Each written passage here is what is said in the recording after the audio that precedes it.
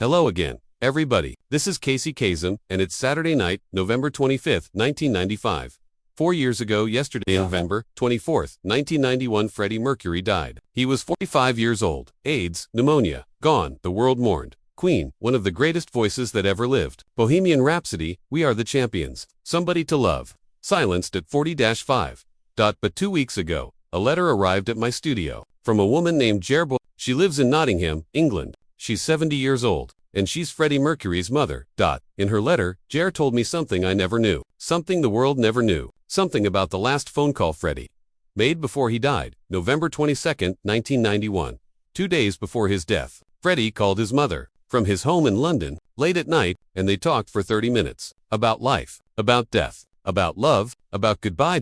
And then Freddie did something his mother will never forget. He sang to her, on the phone, softly, weakly, his voice barely there. He sang a song, and then he told her, "Ma'am, that song, I wrote it for you. It was always for you." This is that story. The story of Freddie Mercury's last phone call. The story his mother finally decided to tell. For years after his death, for years of keeping the memory private, 4 years of carrying the weight alone. Until now, Freddie Mercury, the son Jer Bulsara, born September 5, 1946, Zanzibar, Tanzania. His parents called him Freddie. His mother Jer, his father, Bomi Parsi, family. Zoroastrian faith, traditional, conservative, loving. Freddie was different from the start. Sensitive, artistic, musical. He loved to sing, to perform, to be the center of attention. His mother saw it early. Freddie has a gift, she'd say. He's going to be special. When Freddie was 8, the family sent him to boarding school in India, St. Peter's School, Panchgani, far from home. Freddie hated it at first. Missed his mother. Wrote her letters every week. Simple letters. Short letters. "Ma'am, I miss you. When can I come home?" But at school, Freddie discovered music. Piano. He was a natural. By age 12, he was playing in a band. The hectic, rock and roll. Freddie loved it. Loved the stage. Loved the applause. Loved being Freddie. In 1964, the family moved to England. Freddie was 17. They settled in Feltham, Middlesex. Freddie went to art school, studied design, but music was always his first love. He joined bands, played small clubs, dreamed big dreams, and he stayed close to his mother. Always, no matter how busy, no matter how famous he became. Freddie called Jer every week, sometimes every day. "How are you, ma'am? Are you eating? Are you taking care of yourself?" Jer would laugh. "Freddie, I'm your mother. I should be asking you those questions. I know, ma'am, but I worry about you." Queen. The rise in 1970, Freddie joined Queen. Brian May on guitar, Roger Taylor on drums, John Deacon on bass. And Freddie now, Freddie Mercury in vocals. For musicians, one vision, to be the biggest band in the world. That they struggled at first. Small clubs, low pay, no recognition, but Freddie believed, "We're going to make it, ma'am, I promise." And they did. 1974. Killer Queen. Their first hit, 1975. Bohemian Rhapsody. 6 minutes of opera rock genius. It went to number 1, stayed there for 9 weeks, changed everything. Queen became superstars, sold out stadiums, millions of albums. Freddie Mercury became an icon, the greatest frontman in rock history, flamboyant, powerful, unstoppable. But through it all, Freddie stayed close to his mother. He bought her a house, made sure she was comfortable, called her constantly, visited whenever he could. Jer would tell her friends, "My son is famous, but to me, he's just Freddie, my little boy who used to write me letters from boarding school." The song -1975. In 1975, Queen released A Night at the Opera, the album with Bohemian Rhapsody. But there was another song on that album, a ballad, beautiful, tender, heartbreaking. Freddie wrote it, played piano, sang it with so much emotion that people cried when they heard it. It became one of Queen's most beloved songs. Fans sang along at concerts, held up lighters, swayed, cried. Everyone assumed Freddie wrote it about a romantic partner, maybe Mary Austin, his longtime friend and former girlfriend. Freddie called Mary the love of my life.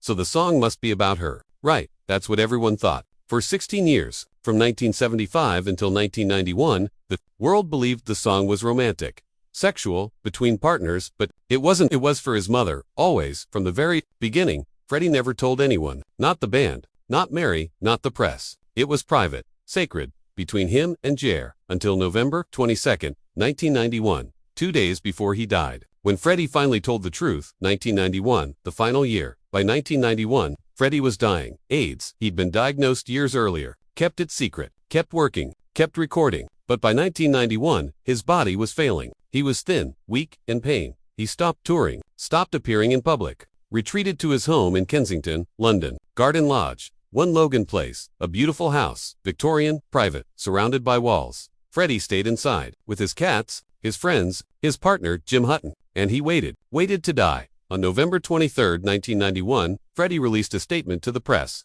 He confirmed he had AIDS. 24 hours later, Freddie was dead. But before he made that statement, before the world knew, 2 days before he died, on November 22, 1991, Freddie made a phone call to his mother. November 22, 1991. The call November 22, 1991. Evening, around 8 p.m., Jer Bulsara was at home in Nottingham, watching television. Her husband Bomi was in the other room, reading. The phone rang. Jer picked up. Hello, Freddie. Ma'am, it's me. Jer. Freddie, how are you, darling? I've been worried. I haven't heard from you in a few days, Freddie. I know, ma'am. I'm sorry. I've been tired, but I needed to call you tonight. I needed to talk to you. Jer could hear it in his voice. The weakness, the exhaustion, the fear she knew. Mothers always know. Jer. Freddie, are you okay? Should I come to London? I can catch the train first thing tomorrow.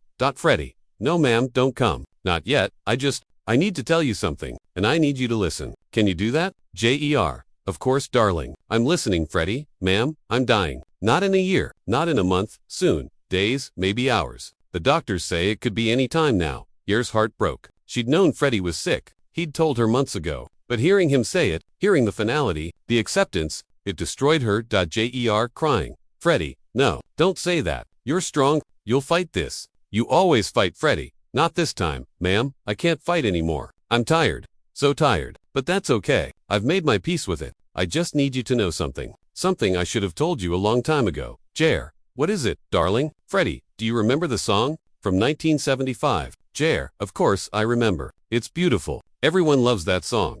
Freddie, ma'am, I wrote that song for you. Not for Mary, not for anyone else. For you. You are the love of my life. You always have been. And I need you to know that. Before I go, I need you to know. Jer couldn't speak. She was crying, sobbing, holding the phone, listening to her son, her dying son, telling her he loved her. In a way, she never knew. Jer. Freddie, I didn't know. I always thought, Freddie, I know. Everyone thought it was about a partner, and I let them think that, because it was easier, because it was private, because it was ours.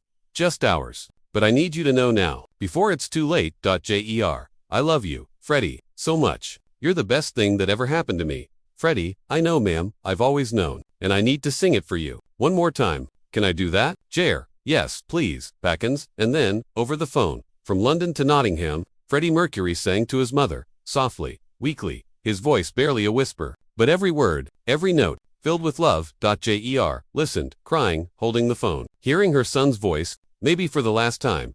When he finished, there was silence, just breathing, just two people, mother and son, connected by a phone line, and a song, and 45 years of love. Freddie, thank you, ma'am, for everything, for loving me, for supporting me, for always being there. I couldn't have done any of this without you. Jer. You don't have to thank me, Freddie. You're my son. I would do anything for you. Freddie, I know, and I love you. So much, more than any song could ever say. Jer. I love you too, darling, always. Freddie, goodbye, ma'am. Jer. Not goodbye, Freddie. Never goodbye. Just, I'll see you soon. Freddie, maybe, maybe not. But either way, ma'am, I'll always be with you. Every time you hear that song, I'll be there, singing to you, loving you always. The call ended. Jer sat there, holding the phone, crying, knowing this was it. The last time she'd hear her son's voice. 2 days later, November 24, 1991, 7 p.m. Freddie Mercury died. Bronchial pneumonia, complications from AIDS, 45 years old, gone. The aftermath. Jer didn't go to London. Freddie had asked her not to. He didn't want her to see him like that, weak, dying. He wanted her to remember him as he was, strong, vibrant, alive. So Jer stayed in Nottingham, waited for the call. And when it came, when Brian May called her on November 24th and said, Jer, I'm so sorry. Freddie's gone. Jer wasn't surprised. She'd known, since that phone call 2 nights before, she'd known. The funeral was small, private. Freddie's wishes, only close family, close friends, no media, no cameras. Just love, just grief, just goodbye. Jer kept the secret. About the phone call, about the song, about what Freddie told her. It was private, sacred. Between her and her son, the world didn't need to know. Not yet. For 4 years, Jer carried that secret. Every time she heard the song, she cried. Every time she thought about Freddie, she heard his voice on the phone, singing, loving, saying goodbye. And then in 1995, Jer decided, the world needs to know. Not for fame, not for attention, but because people need to understand. They need to know who Freddie really was, who he loved, what that song really meant. So Jer wrote to Casey Kasem because Casey loved music, loved stories, loved the truth. The letter. Let me read you what Jer wrote. Casey reading. Dear Mr. Kasem, my name is Jer Bulsara. I am Freddie Mercury's mother. I'm writing to you because I believe it's time the world knew the truth about my son. On November 22, 1991, 2 days before Freddie died, he called me. It was evening. Around 8 p.m., I could hear in his voice that he was weak, dying, but he needed to tell me something. He told me he wrote a song for me, his mother, not for a romantic partner, not for anyone else. For me, ma'am, you are the love of my life. You always have been. And then he sang it to me, over the phone, from London to Nottingham. Every word, every note, weak barely there, but filled with so much love. 2 days later, Freddie died, and I've carried that moment with me ever since. The last time I heard my son's voice, singing to me, telling me he loved me for 4 years. I've kept this private, because it was ours, mine and Freddie's, but I think it's time people knew, because when they hear that song, they should know. They should know it was for a mother, for me, for the woman who loved Freddie before the world ever knew his name. Thank you for listening. Jer Bulsara, England, November 1995. Casey Kasem. I read that letter, and I cried. For an hour, I couldn't stop, because I realized we'd all been wrong. For 20 years, we thought the song was romantic, but it wasn't. It was a son's love for his mother, the purest love there is. So I called Jer. I wanted to hear her voice. I wanted to confirm. I wanted to make sure. We talked for 2 hours. She told me everything. About Freddie as a child. About the letters from boarding school. About the weekly phone calls. About how proud she was. How much she loved him. And then I did something else. I called Brian May, Queen's guitarist, Freddie's friend for 21 years. I asked him, Brian, did you know the song was about Freddie's mother? Brian was silent for a moment. Then he said, Brian May, no, I didn't know. Freddie never told us. But Casey, it makes perfect sense. Freddie loved his mother more than anything, more than fame, more than music, more than any of us. She was his anchor, his safe place. Of course the song was for her. The truth about the song. After I spoke with Brian, I listened to the song again, really listened, and suddenly, the words made sense, in a completely different way. Not romantic hurt, but the hurt of separation, of distance, of a son missing his mother, of being sent to boarding school at age 8, of being an ocean away, of growing up and growing apart. A plea to stay connected, to not lose the bond, to remember, to love. It wasn't about a breakup. It was about growing up, about the fear of losing the person who loved you first, who loved you always, who would love you no matter what. Freddie Mercury wrote the song in 1975. He was 29 years old. Queen was becoming famous. He was traveling the world, becoming a star, but he was also becoming distant. From his family, from his roots, from his mother, and he was afraid. Afraid of losing her, afraid she'd fade away while he was on stage, while he was living his dream. So he wrote the song, not to express fear, but to express love, to say, ma'am, no matter where I go, no matter what I become, you are the love of my life, always. Epilogue. Jer Bulsara died in 2016. She was 94 years old. 25 years after Freddie, she lived a long life, a good life, but she never stopped missing her son. Before she died, Jer gave interviews. She told Freddie's story. She talked about the phone call, about the song, about what it meant, about who Freddie really was, and the world listened.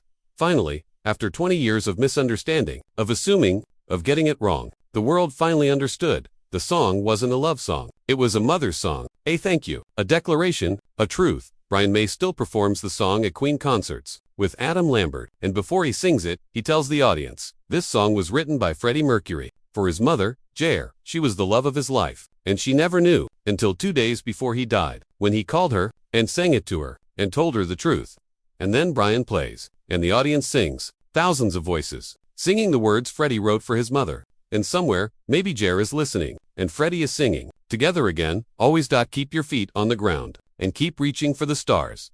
This is Casey Kasem, and this was for you, Freddie, for you, Jer, for mothers and sons everywhere, for love that never dies. Good night, everybody.